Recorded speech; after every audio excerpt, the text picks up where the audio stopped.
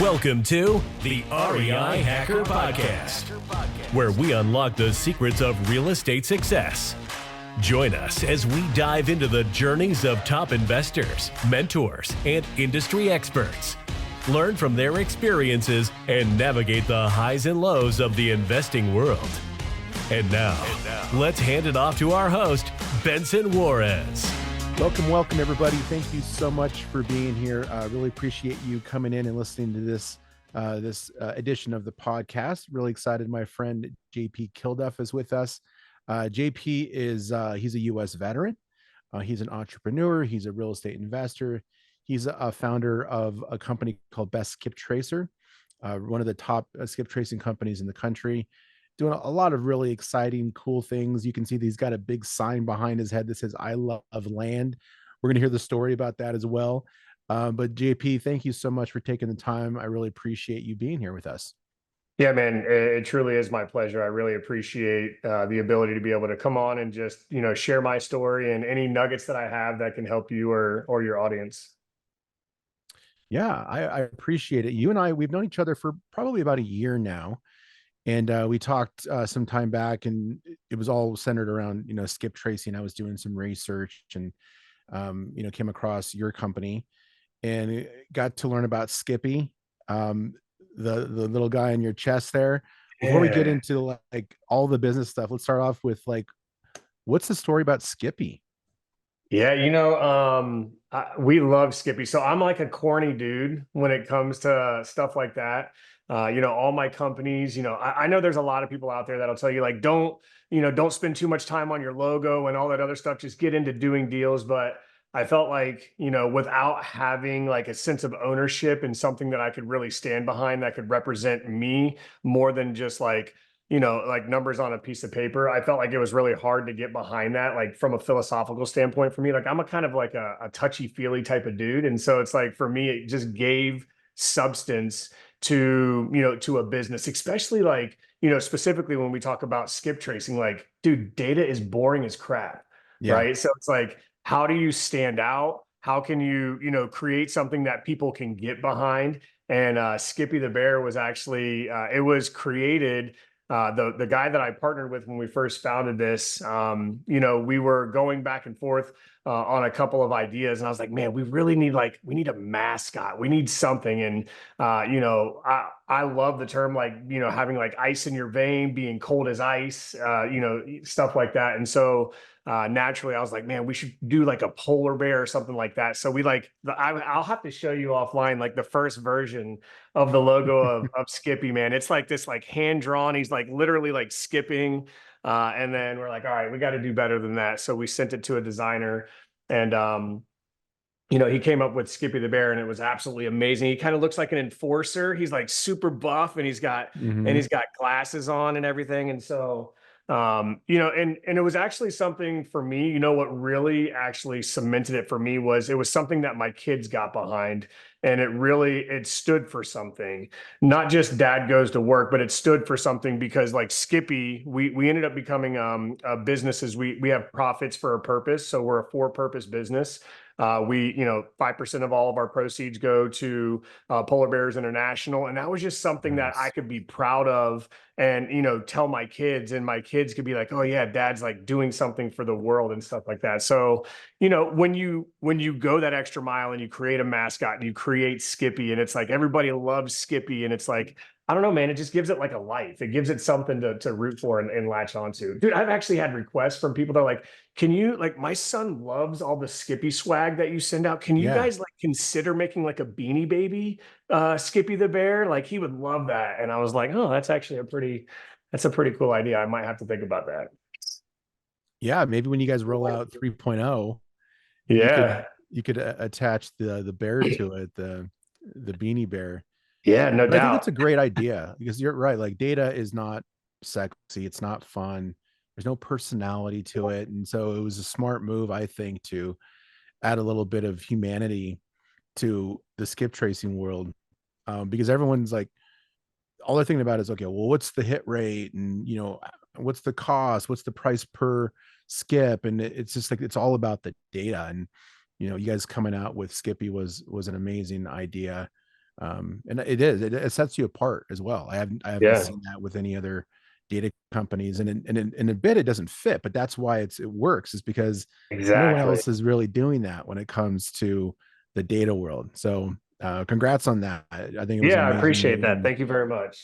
And I didn't know, and maybe you had said, I didn't know that you were donating a big portion of your profits to Polar Bear International. That's pretty cool. Have you ever had a way of like seeing like a tangible result from that investment into that organization, like being part of it Yeah, in any well, way? so I guess it just depends on how you define it, because for us it was it wasn't just like so that way we can put like something on our website that says that we donate profits. It was more like, even like when we went to go register to be a donor for that organization, like they have a lot of requirements, because what they do is very much centered around saving the polar bears, saving their environment, which is like it gets into some like political stuff, but I mean like a lot of global warming and stuff like that. And so, but even with that, there's like carbon emissions, there's like so all the stuff that I remember growing up in elementary school. We had this energy program where we had to turn off the water, turn off the lights, and all that other stuff. And it really kind of brought all of that back to me as an entrepreneur into my business. They were like, okay, so what are you doing to save paper? What are you doing to lowering your carbon emissions? And I'm like, dude, we're a virtual company. They're like, okay, great. And then they made me look into like who's hosting my servers, what are they doing for Hmm. carbon emission and stuff like that. So it made me really dig deep into how we are running things as a business remotely. How can we affect change and stuff like that? So from a tangible aspect, I would say, for us, it really made us more aware of all of like how big our footprint actually is, even in Right. the digital space. And so, that was really cool. And then I think the other thing was, when we do any type of fundraising, having it be for a purpose or for a cause. You don't see a lot of companies out there that'll, for Skippy's birthday, he's raising money to help save his family, right? And so, again, just another way that we can use Skippy, but then donate back to that organization, and then it goes to a lot of research and stuff like that. So, we did say one year we're gonna have our company meeting up at Polar Bear International, which is like it's up in Antarctica, or it's actually like it's like North Canada. Like there's a lot of stuff in Canada, but like actually Right. going to one of their outposts where they do a lot of research and stuff like that. So Cool.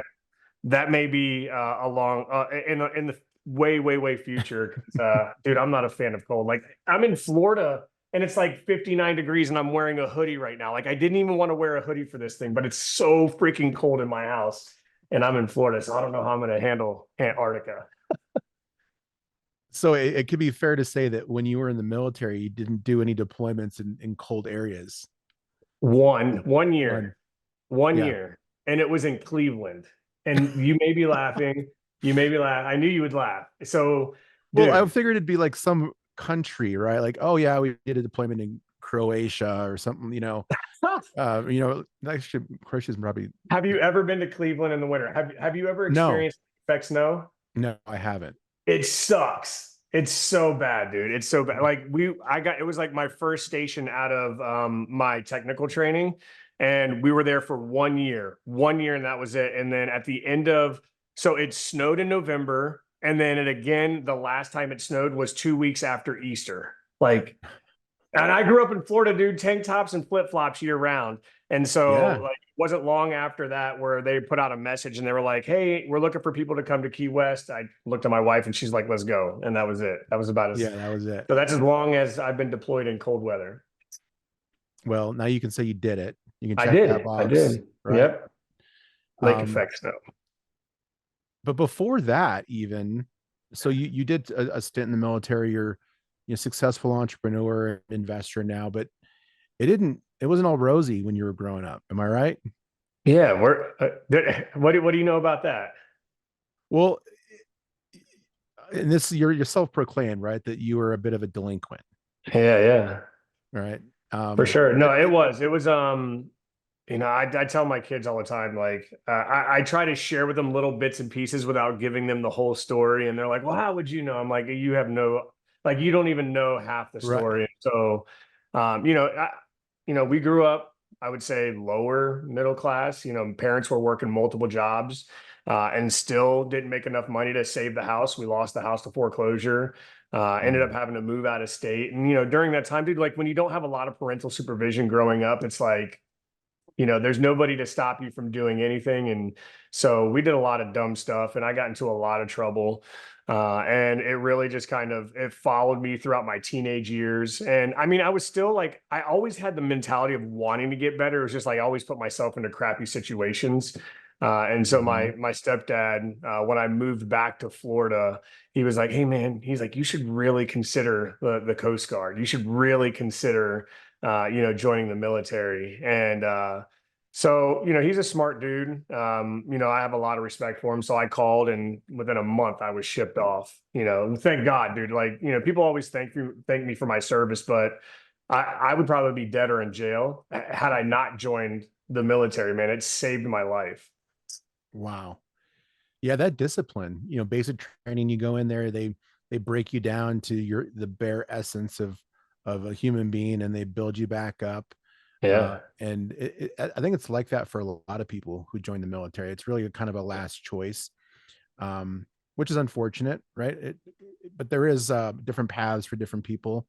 But certainly the enlisted folk like us, right? Yeah. We go in there because it's like, okay, well, for me, I was looking for some extra cash to pay for school, and I didn't go down that same path. But I do hear that story from a lot of people. So on another podcast you were on, I don't remember which one it was on, but you talked about growing up with ADHD. And that was a significant influence in you being kind of distracted and not, really planning for the future kind of thing. Yeah, for sure. I think ADHD is one of those things like the more and more that I like now as an entrepreneur, like back then, like I will say like back then, like I didn't really read much. Reading, obviously, because my ADHD probably never allowed me to calm down enough to be able to get into a book. But now, over the last 6 years, 7 years, like I've really gotten into reading, and I've read a lot of like, psychology books, and mindset and just like leadership books. And I realized that, as kids who have ADHD, it's something that's like really kind of poo-pooed, right? Like it's kind of like shunned or whatever. Like they people put them in a box and they medicate them. Looking back on it now, though, man, it like to me, like as a business owner, it's kind of a superpower, right? Like it's having ADHD is something that I've been able to figure out how to harness.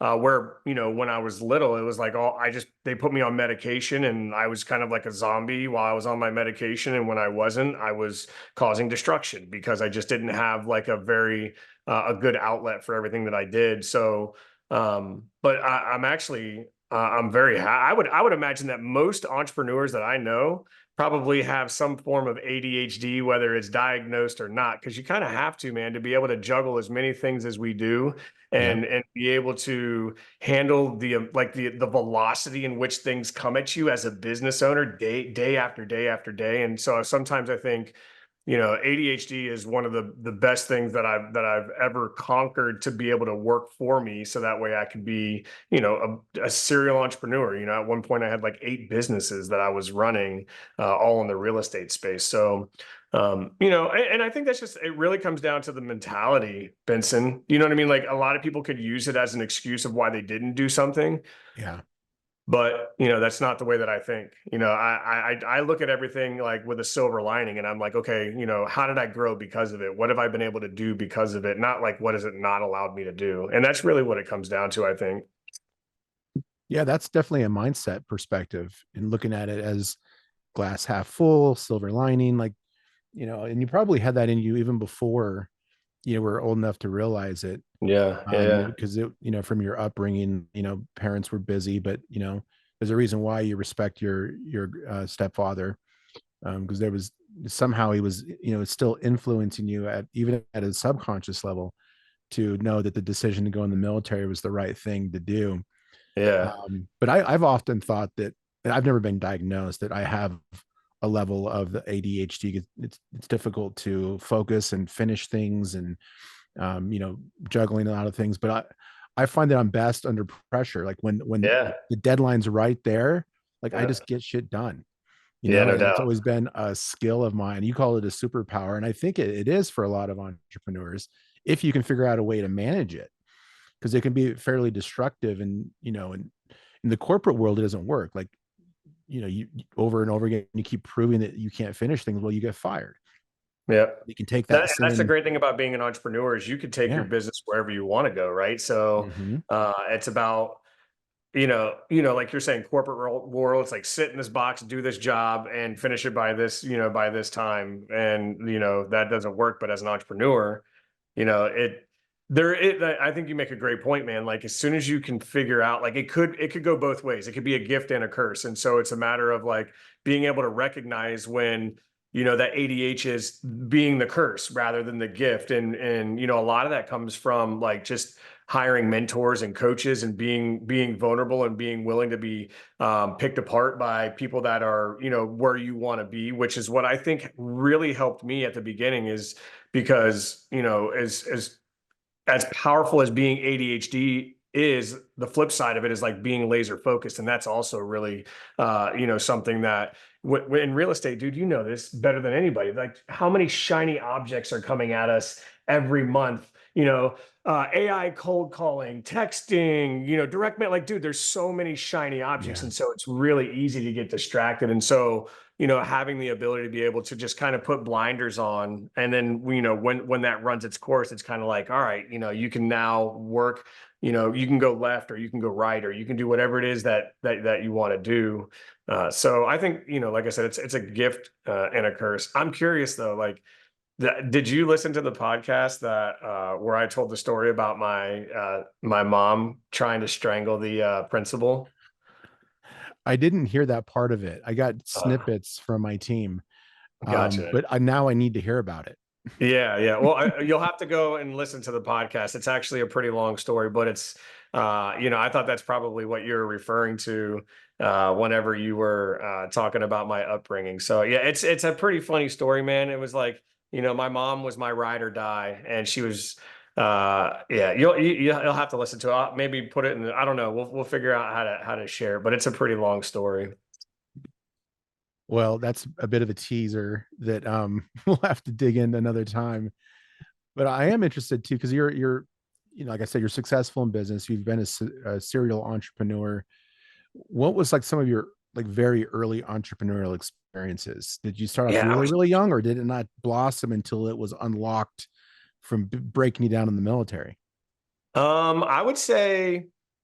I would say like what qualifies as maybe an entrepreneurial journey was back in 2009. I mean, I was always a hustler kid growing up. I was Yeah, always trying to find a way to like make a buck and, like buy something cheap and sell it for expense or whatever. Right. Like I was always right. kind of had like this hustle mentality.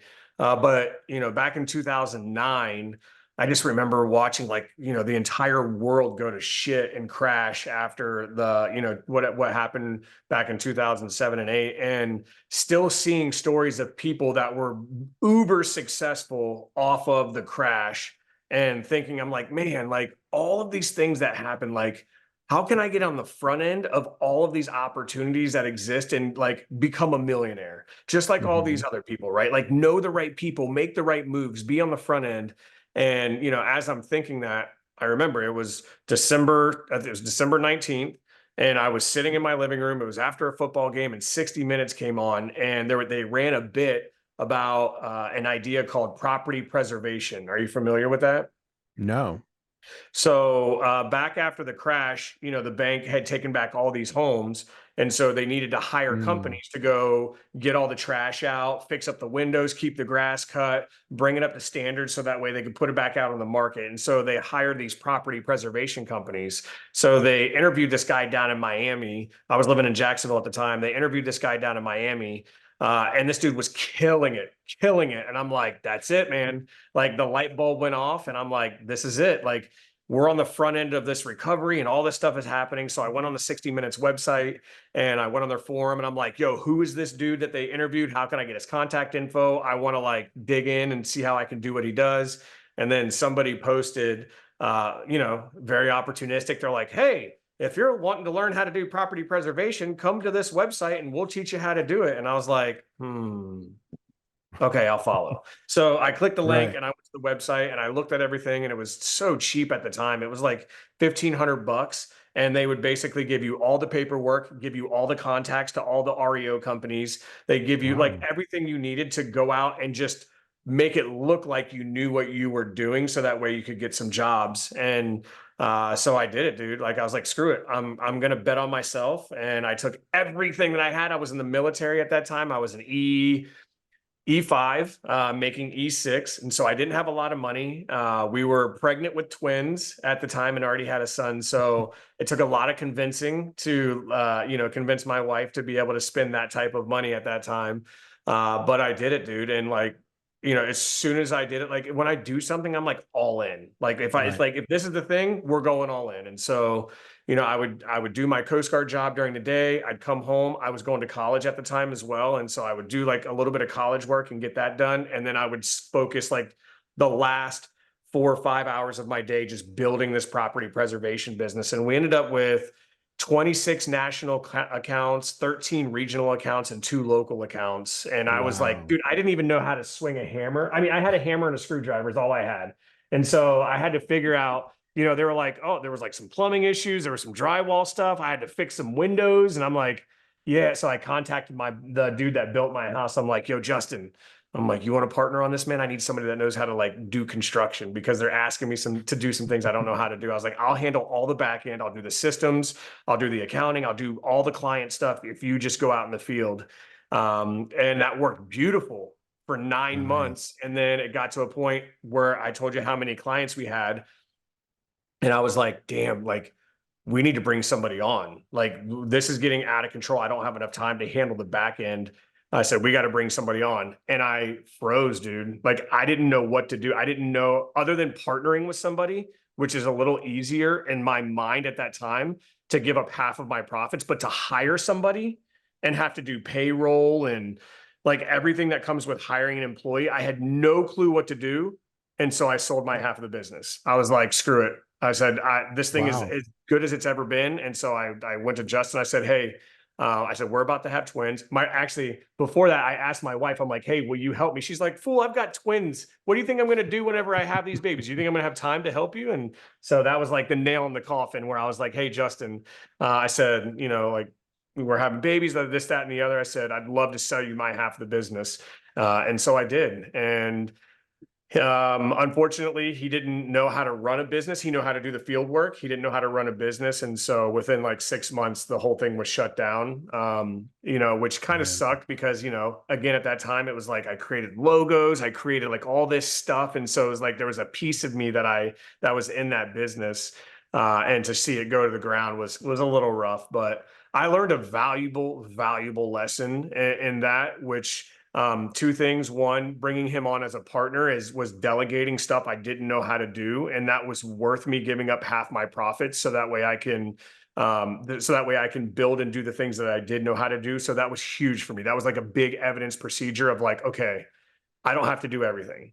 And then the second thing I learned was like, I really need to educate myself on, if I want to get bigger than one partner, like what do I do to do that? And it actually worked in my favor, because fast forward, another 10 years, I was able to grow and scale a real estate business to 10 employees, and we did over 150 flips. And so, I learned my lesson, and it really helped me in the future. So yeah, that was like the long story of like how I got into the entrepreneur space. But it also led you into getting into the real estate space too, right? Because you got a little taste of real estate, and then that you eventually took that and it turned into like a fix and flip business after things settled down for a bit. Yeah, for sure. It definitely opened my eyes to how much opportunity there is in real estate. Oh yeah, because I didn't do the exact same thing, but I was opportunistic when the downturn happened. I positioned myself as an investor friendly agent before that was like a thing. And I Yeah. went and hung my license at an REO brokerage so I could get first look at all the foreclosures that were coming in. And, I was able to do all my due diligence before anybody else did. And of course we couldn't do pocket listings, right? I couldn't buy them Sure. before anybody else had a chance of looking at them, but I had a huge advantage. for myself and for my clients. So, we were similar in the fact that we saw that there was an opportunity there to, and I say take advantage, but it has a negative connotation, but really it's just like position ourselves to succeed in a time when everybody else is sitting on the sidelines or scared to take action, or just doesn't know what's coming. And I think that's another one of the characteristics of an entrepreneur is taking those risks. 100%. Yeah. So you you went to college, or you were taking college. Did you graduate with a degree? Did that lead into this mindset scenario, Dude. and knowing like how to take the the psychology and of business and transform it? So oddly enough, I did not, I didn't get my degree in anything that led to anything from a psychology standpoint. I Okay. got it. It was an applied science and computer science with like a concentration in Cisco networking. I was an IT in the military, so Okay. I was able to that. Which I throw, like you said, you graduated college. It's still like it sounds to me like it just sounds really cool because I didn't even graduate high school. I dropped out of high school and I had to get my GED in order to join the military, which is the only reason why I got it. So when you say like graduate college, I'm like, yeah, that's right. I did that. I graduated college. So, I mean, so I think, as far as like the mindset stuff goes, I really believe, dude, like you said, man, it was something that I was born with, but I think, being in the military, it has a special way of putting you in position in a position to really test your character and your leadership ability. I mean, even at the bottom of the ranks, dude, like you're put into some sort of leadership position over somebody, right? Like you're not Right. always the freaking new guy, right? Like somebody's always going to come in behind you, and then you're going to be leading whoever that is. And so I learned like really quickly that, and I was told by a lot of people, they're like, wow, like they kept saying, man, like, and I hated this. They were like, you should be an officer. I'm like, no, why would I want to be an officer? Like, and then for More like the money. longest time, I was just like, well, no, if all the good leaders go over to the officer side, then who's going to lead the enlisted? Right. Like we need good leaders on the enlisted side as well. Right. So it's like, and I actually enjoy being enlisted. So, but it really wasn't until about 15 years in when dude, I got my dream job. And not many people can say this in the military that they got their dream job. But, ever since boot camp, all I ever wanted to do was go back to boot camp and be able to impact lives the way that my drill instructor impacted my life. Like he made such an impact on just like the amount of pride and ownership that I have in everything that I do. Like all of that came from like my drill instructor pounding it into my head. And I wanted to be able to have that same exact type of impact on, other people as well. I like kind of a pay it forward or pay it back type of mentality. And so I applied, I got accepted. And I went through the school. I passed. It was an extremely difficult school. It was like going to boot camp all over again, but as an E7. I mean, could you imagine as an E7 going through drill instructor school and getting yelled at by E5s? It took a lot of, I mean, like it wasn't that hard for me. I was able to put it aside, but there were a lot of people that didn't make it through because they Sure. couldn't put their ego aside. They couldn't put the Yeah. fact that these guys were filling a role to, qualify us to do what they're doing. But it was tough, but the result and the reward of that was like, there's not even enough words for me to be able to describe like what an amazing experience it was being a drill instructor, because it really is about emotional intelligence the entire Mm. time for boot camp. Because I mean, you'll have guys that go in there that it's a power trip for them. Like they love being able to like tell people what to do and just being jerks about it the whole time.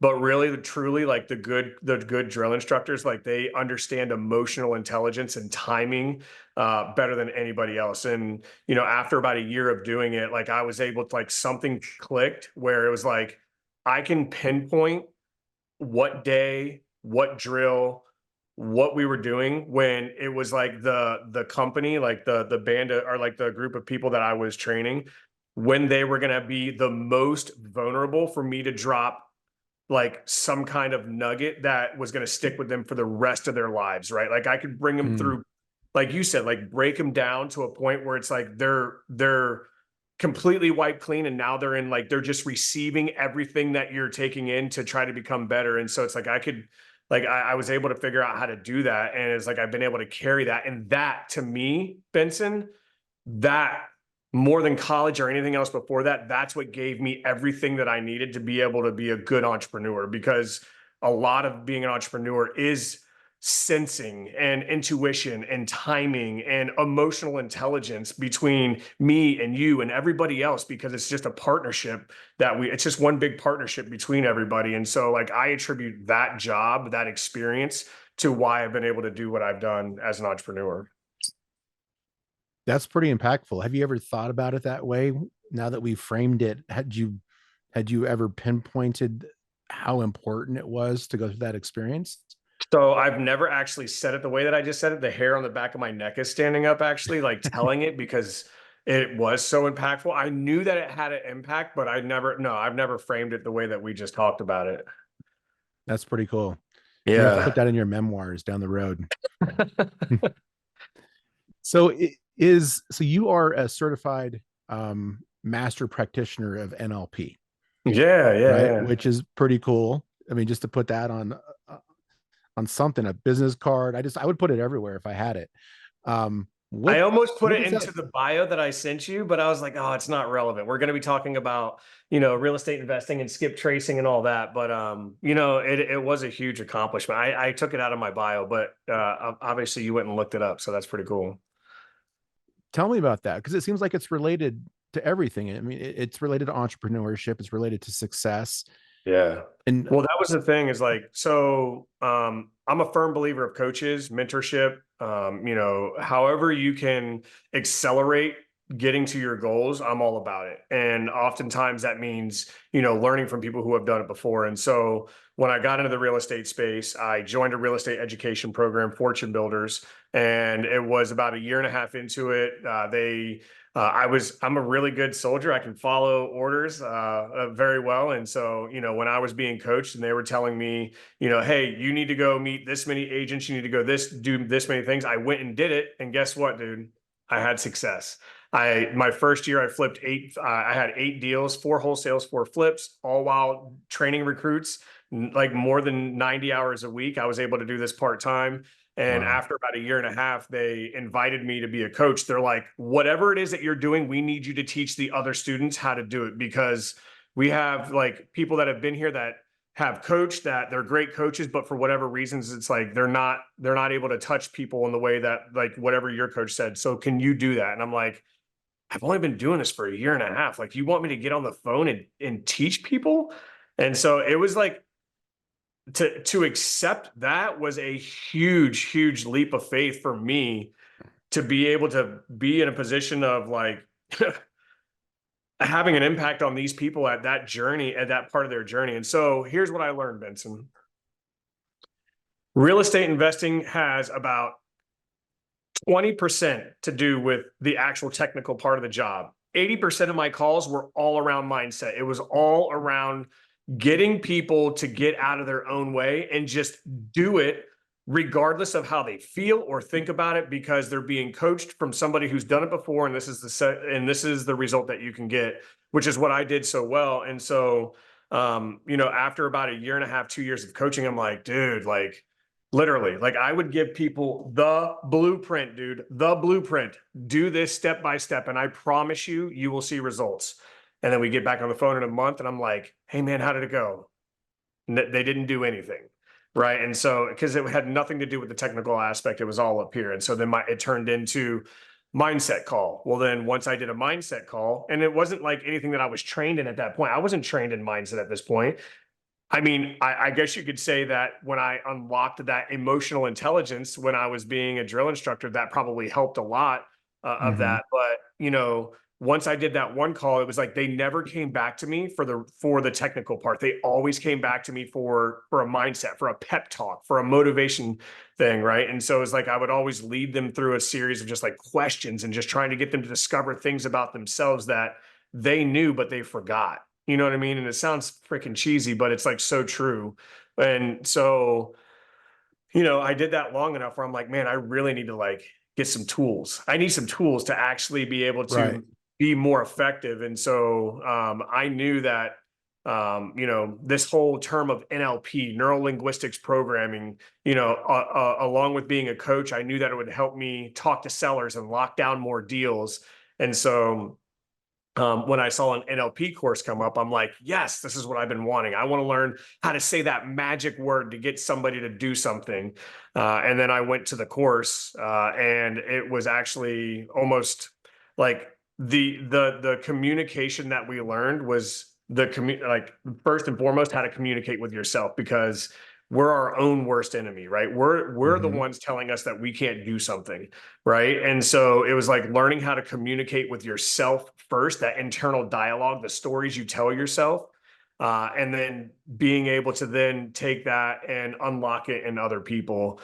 And so, through that process, I went the first day, or the first training was a 7-day training where you become a practitioner of NLP and a couple of other things.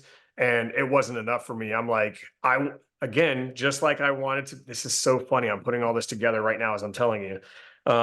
Just like I wanted to go back to boot camp and be a drill instructor and have the impact, the guys that were on stage, I'm like, whatever level they're at, that's what I want to be at, because that 7 days that I went to that changed my life, and I want to be able to do what they do for other people. And so I'm like, I'm all in. So I went through their practitioner certification, their master practitioner certification.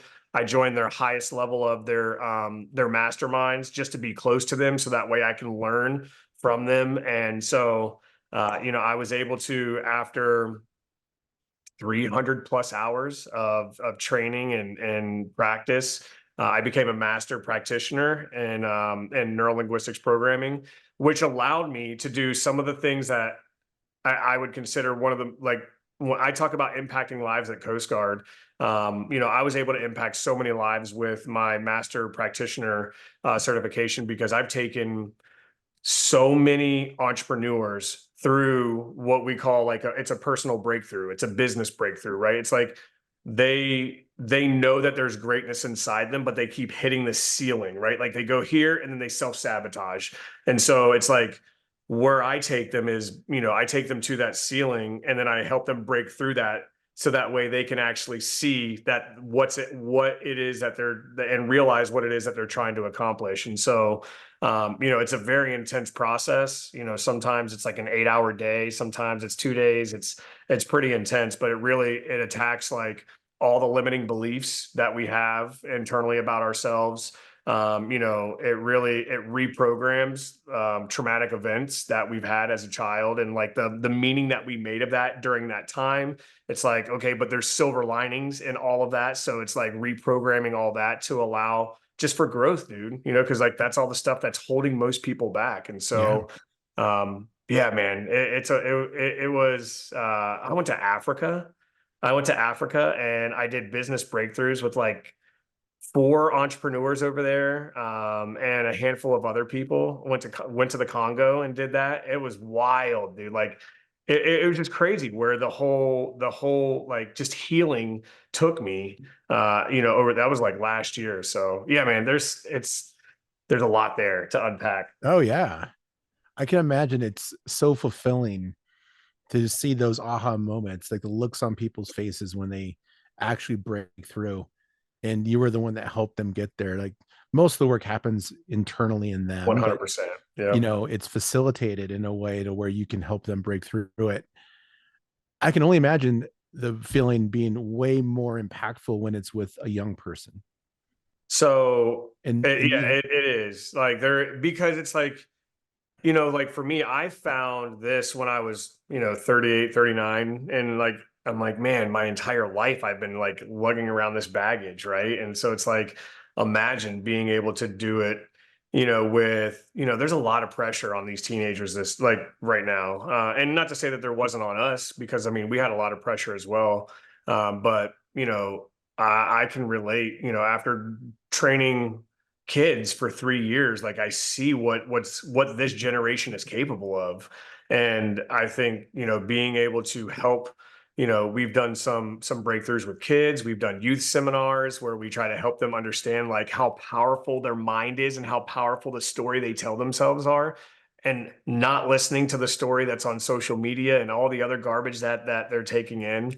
And so that right there, like, again, I just like, it's such an amazing generation that's coming up. So if I can help unlock, any greatness in any one kid, and hopefully that spreads, dude, like that means so much. Oh yeah. Yeah, I saw that you're volunteering with youth, and you're doing these at schools and churches, and I just think it's such an admirable thing that you're doing there, especially being as busy as you are. You got your Yeah, yeah. And family. I was thinking that I was like doing all of that. And then like, my skip tracing is running, my real estate businesses are running, my Mhm. CRM company at that time was running.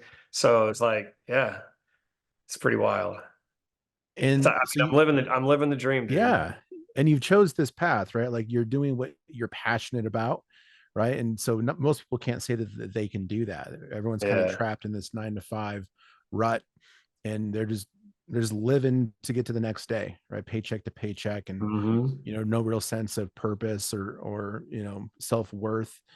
But you've helped hundreds, thousands of people potentially, which is really cool. Um, but let's talk about real estate a little bit. Yeah. We don't need to, because you got such a cool story. I mean, and that's really where I think these kinds of talks are valuable for people, is learning where you came from, what helped you to succeed, what did you have to break through, how can people identify with the person and say like, yeah, I'm like that, like I've got these things. And so that's why I think this is important. um but when it comes to real estate, you flipped a bunch of houses, you Yeah. really got a taste for it. What made you decide that skip tracing was something that was needed, that you needed to make something different than what was already out there?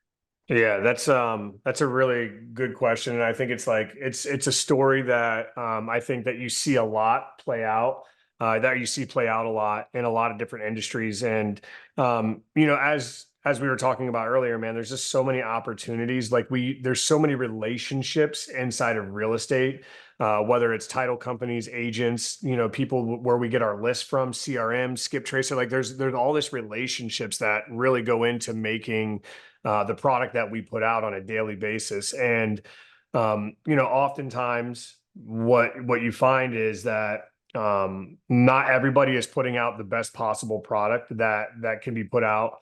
And sometimes the promise is bloated, the price is bloated. And that was really the case for me when it came to skip tracing. At just one of the things that I was trying to just dial in and get better at, so that way we can get more results and get to the deals quicker. Because like we realize, like, when you start to do 14, 15 like deals at a time, it's like it's real easy for a lot of stuff to just kind of like blend in. And so it's like if you step back and you start to like continue to keep trimming the fat, then that's when you uncover stuff like this, right? It's like, hey, how Mm. much were we spending on data? How much were we spending on our CRM? Like, do we really need that? And are there better options? I mean, people do it all the time, right? They shop phone providers, they shop cable providers, they shop like insurance, right? Like people do it all the time in their personal life. So it's like you have to have that same mentality in your business. And so back in 2019, we were looking at it and I was like, man, we're paying 20 cents for records. And we just called a freaking Burger King. Like what, it's like, what are we really getting? Like, where are we getting our numbers from? Why are we not getting hold of the homeowners and calling municipalities and like all these places that were inaccurate? And so I really dove deep into, how like skip tracing as a whole works. What could, like there's all these different skip tracers out there, but what makes them any different from each other? And so, digging into it, I realized like, a lot of the skip tracing companies that are out there all do business the same way. They just package it differently, which is like, they get information from a database. Most of them get it from the same database, and as an entrepreneur, if you're running a business trying to scale something like that, it's like you really need to automate as much as possible. And so what ends up happening, and maybe you've done this where you've used a skip tracing company where you submit it and your results come back immediately. You get results back, right? Well, if that's the case, then that means that they're pinging a database and they're pulling back whatever's there, not knowing anything about what they're actually pulling back and providing to you. And so I felt like if there was a little bit of like checks and balances in there, they would realize that like, hey, we're not giving accurate numbers. Or, you know, maybe they ping this database, which who knows how old the database is, and there's no contact information there. Maybe there's some contact information somewhere else. And so that's when we really Hey, started. JP, I'm sorry to stop you, man. Your video froze. Oh no, let's see. Is it back? It came back. Yeah. There we go. Perfect. Um, Yeah. I'm not sure why that happened. there was some fireworks behind you. You And said then you let the pyrotechnic guy, well, wait, he are you stuck serious? around. There was some fireworks for real? There was real fireworks. Yeah. Oh, you know what it is? Watch this. Watch when I give a thumbs up. Look at that. Oh, so it was reading your hand signals. Yeah, I thought that was turned off. It's called reactions. It was like a new update on the Mac that happened. And so if I got to turn the reactions off so that way it doesn't do that. Normally it's off. I don't know how it turned back on. So that's crazy. I must No have done some, worries. I guess this is fireworks, huh? I was probably talking like this and it made it look like fireworks. Yeah, so something cued it. It got movement or something did. Yeah, you can do like, you know, if you make a heart, it'll do a heart emoji. If you do thumbs up, it does a thumbs up. I don't know why they think that that's necessary, but it's like some update in iOS or They got to innovate. If it was the same every time, they wouldn't be able to sell it for more. Yeah, that's right. Speaking of skip tracing, right? So yeah, so let's go back just right before. If you could re-say that, and I'll try to edit that out. Which part? Well, it was about a minute before I prompted you that your video had stopped. So we're talking about, you know, the quality of the skip tracing. You were saying that like a lot of people were doing the same thing, and so yeah, okay, ways of making it better. Yeah. So I mean, if you've ever used a skip tracing company before, you've probably noticed like and maybe you haven't, I don't know, but like you submit a list and you get your results back immediately, right? And so I mean that's probably the majority. I would say 90% of the skip tracing companies out there all do the same thing. They take your list, they ping it against a database, and they bring back results. And there's no quality control at all when it comes to that, right? And so that's where, you know, our team, we started to think like, hey, like if we can actually place something in the middle to see what the quality is of the information is that's coming back, to make sure that it's actually one, a legit number, two, if we do ping a database, you know, and there's no information there, is there truly no information out there, or is it just not in this database? There's several databases that exist where all this information is. And so it's like, maybe we go out to another database. Maybe we try multiple databases. And so, you know, with a lot of the skip tracing companies, they don't have the ability to do that because it's all automated, right? Everything is automated. So we said, let's see how we can build a company that is not fully automated, that has a little bit of a human element to it, that where we can do quality control. Yeah, the downside is it's going to take a little bit longer to get our list back, but the quality of the list is going to be that much better, right? And so that was a huge, like, you know, when you talk about making decisions as a business, it's like in order to do that, you have to hire people. And if you hire people, that's more of an overhead, which means you have to charge more for your service and the product. And so when I actually dug into it, I was like, okay, why are people charging 20 cents and returning the results immediately? Like there's no cost to do that for a skip tracing company. I know I'm letting the cat out of the bag. You know, there's a lot of freaking people that are probably going to be pissed at me, but this is exactly why I started Best Skip Tracers, because I just felt like, damn, like they were stealing my money and giving me garbage and calling it gold, right? And so we ended up developing a system where, you know, at the beginning it was like, hey, you give us our spreadsheet, you give us your spreadsheet, we'll go check. We bought access to all of these databases, and we'll go check all of them. We'll make sure that the information's correct, and we give it back to you, and we could typically get it back. At the time, we were processing like 50,000 leads in 24 hours. And so that was at the beginning. And so it's just gotten better and better and better since then. Like, we've rolled out a handful of updates, and, you know, now we have the ability to determine, you know, what's the best possible number, because it's based on, you know, what was the number. So do you know where data comes from? Do you know how like all these data aggregators get this information? Isn't like a universal opt-in, like you opt into something and then at that point you're opted in a bunch of other lists, but you don't really know what you're opted into?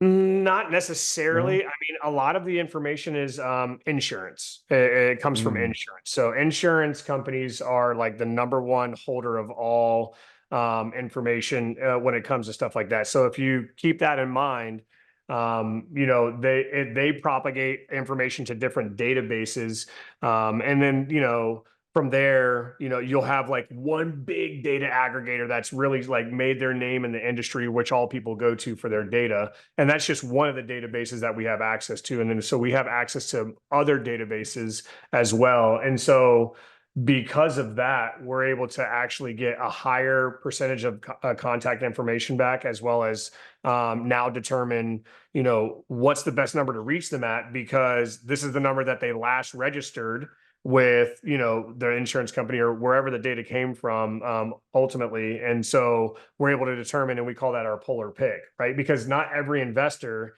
is skip tracing to market, just blast market everything, right? So if you were to know which number, whether it's a landline, voice over IP number, or a cell phone number, you could do like very specific marketing to each one of those, right? So, Right. you know, if you knew that the best number to reach this person at was their mobile, then, you know, and I know that we're in the age of A2P and 10 DLC and all that stuff, but, you know, there's still, you know, if you can figure out how to do it, you know, there's still like the best marketing would be text messaging. So when it comes to all of that, you know, we ran that for a long time. One of the biggest things that we did that not a lot of providers could do, because we had a human element to it, was skip trace trusts and LLCs.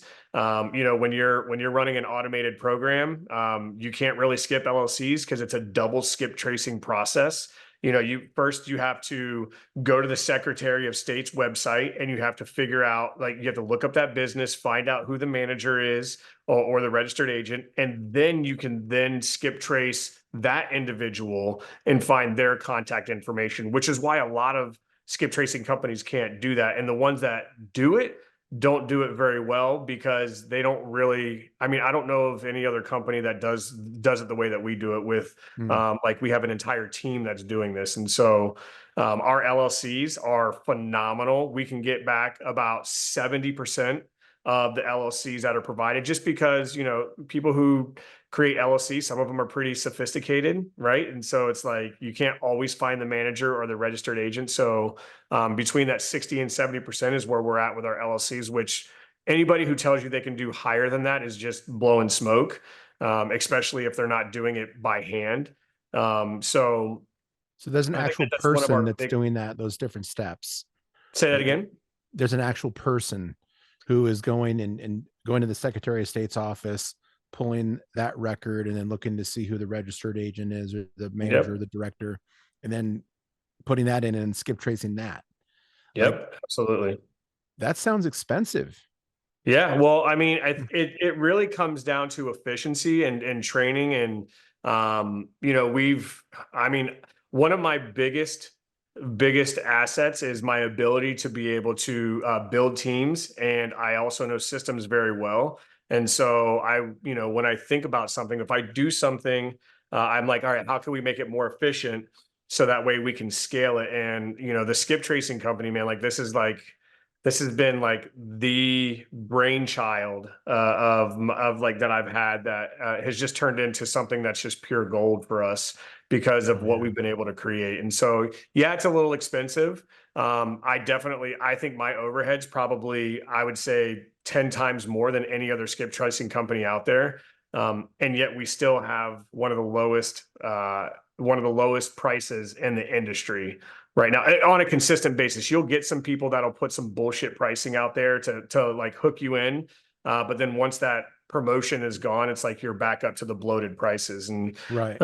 so I don't mean to shit talk people, man, but like, it's like, do you understand this as a company that provides a service? It's like you want to overpromise, or you want to underpromise and overdeliver, right? And so I just feel like that's really our mentality behind this whole thing. Is like, I'm not in it to become rich, and by no means have I become rich off of skip tracing. I just wanted to provide a quality product to investors just like me. Oh yeah. No, that's definitely different from the industry, that LLC element. And for the real estate industry, it's especially important because a lot of the people that we want to talk to, buyers especially, right, they have LLCs, and there's other reasons to reach out to LLCs. And I've heard the horror stories of just horrible results, horrible hit rates, and getting back information, like you said, calling Burger Kings when you think you're calling a person, and all sorts of different things.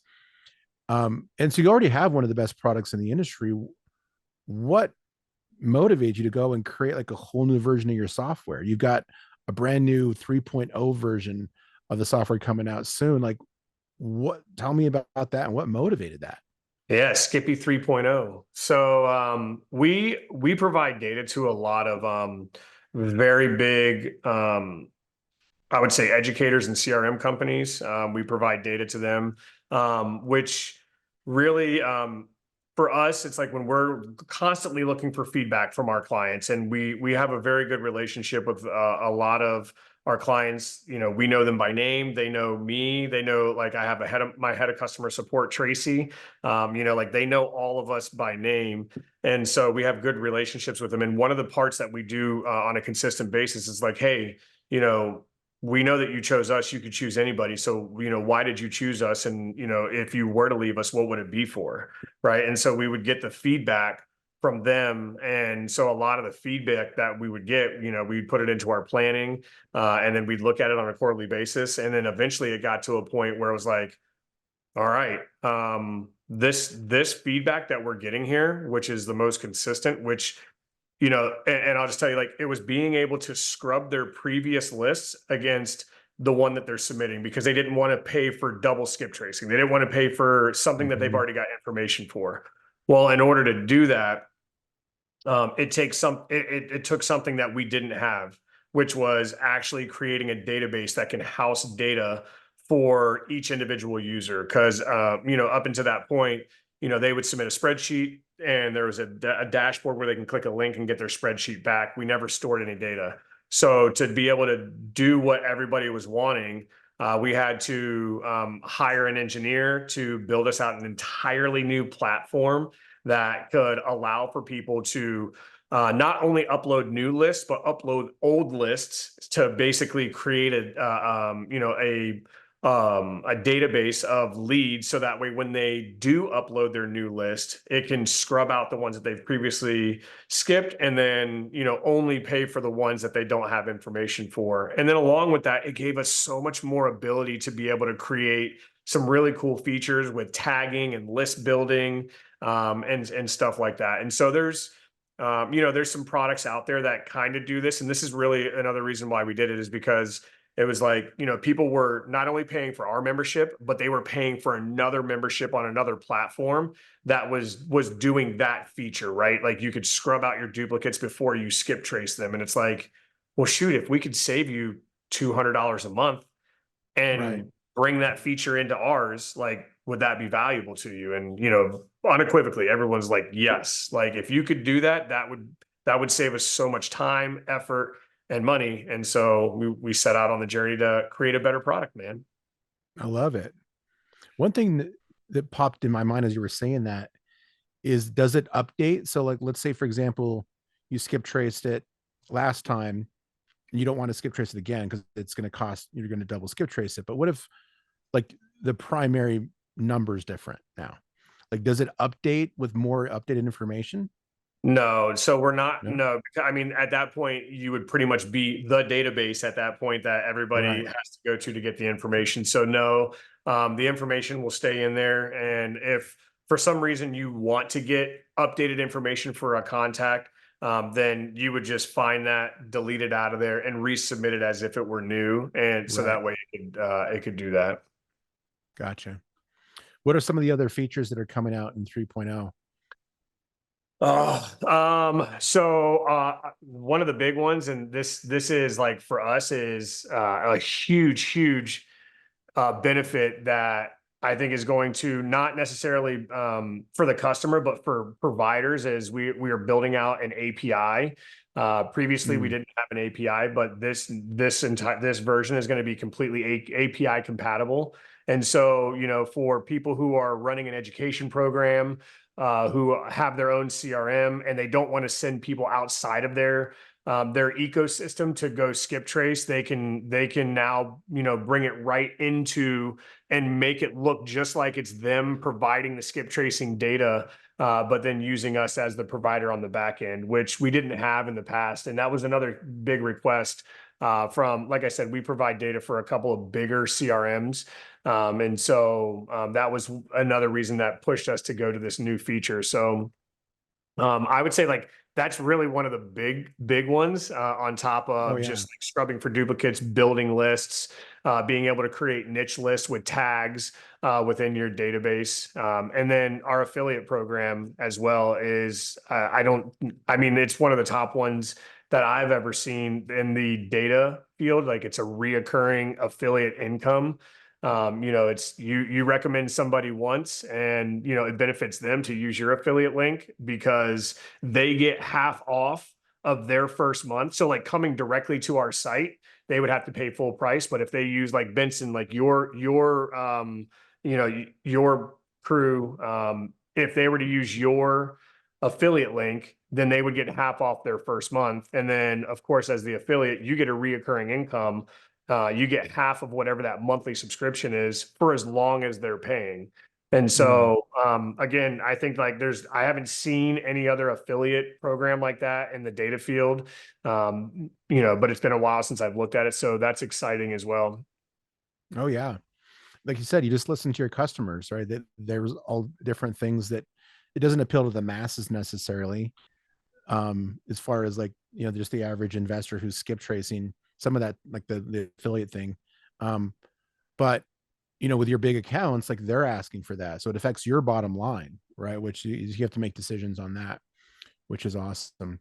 No, and I Um, would say even for like some of the smaller time investors, like if they're getting results, and that's one of the things that that's going to be a big push for us this year, is like really just reaching out to people and saying like, hey, what kind of deals have you been able to close with the data? Like, let's tell your story, right? Let's let people know. And so like with that comes their ability to when people say, oh, well, what do you use? Like, hey, here's the link. If you use this, you get half off. It's the best data in the industry. You get half off your first month.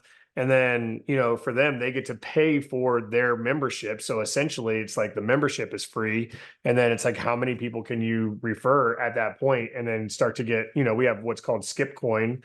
It'll just be like a store credit. And it's just like, I've got one client right now. It's like, I don't remember the last time he paid for skip tracing because he refers so many people to us. And so it could really pay for, even for the little guy, like, oh yeah. just like I was saying, like you're always leading somebody. Somebody is always following somebody, and so it's like if we could put your story out there, or if you have a good experience and you could share that, you could get your skip tracing paid for. That's pretty cool. That's Yeah, another unique human element that most companies aren't talking about, right?